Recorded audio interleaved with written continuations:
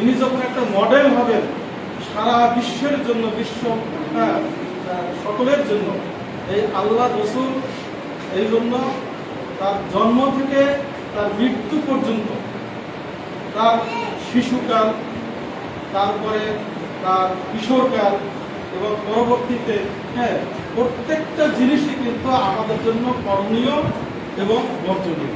যেটা তিনি বর্জন করেছেন সেটা বর্জন করতে হবে, যেটা তিনি কি করছেন সেটা আমাদের করতে হবে।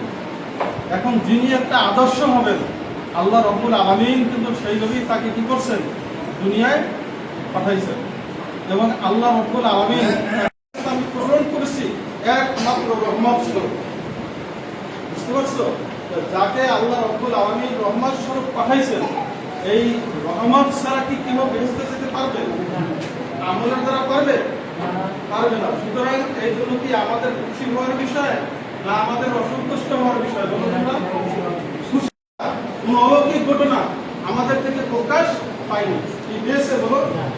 রাসূল পাক সাল্লাল্লাহু আলাইহি সাল্লাম যখন মা আমেনা গর্ভে যখন এসেছে, তখন আমেনা বলছেন, পরবর্তীতে মনে করছেন যখন শিশু আমার বাচ্চা যখন আমার গর্ভে এসেছে, তখন আমার কাছে আমি স্বপ্নের ভিতরে আমাকে সুসংবাদ দিয়ে আসছে যে তোমার পেটে যে বাচ্চাটা আসছে, যে আসবে, যারা আবির্ভাব হবে দুনিয়ায়, তিনি হবে সাইয়্যিদুল কাওনাইন। এই ইহকাল পরকালে তিনি হবে কি আমি সব যে দাদাদের যে পোশাক আমি সবকে আমি এটা আমি না তিনি বর্ণনা করছেন ইতিহাসের ভিতরে সেটা হাদিসে আসবে না। এটা ইতিহাসের ভিতরে অন্যান্য কিতাবের ভিতরেও এভাবে কিন্তু এসেছে। আমি আরো বলেছেন যে স্বাভাবিকভাবে অন্যান্য বাচ্চা যে সমস্ত মায়ের গর্ভে আসে তারা যে কষ্ট অনুভব করে, আমি কিন্তু ওইভাবে কষ্ট অনুভব করি না।